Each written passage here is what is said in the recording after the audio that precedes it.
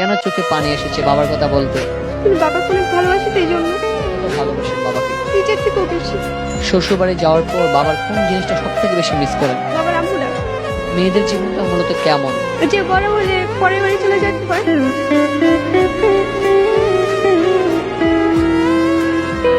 আপনার চোখে জল কেন? বাবার জন্য। বাবা, আমি তোমাকে সত্যিই ভালোবাসি। মনের মধ্যে প্রশান্তি ফিল করছে? বলতে পারতেছি না, কেমন যেন লাগতেছে। কি বলার পরে আপনার চোখে জল আসছে? যে বাবাকে কখনো বলা হয়নি বাবা তোমাকে ভালোবাসে। বাবার চোখে মেয়েরা কেমন হয়? রাজকন্যার মতো।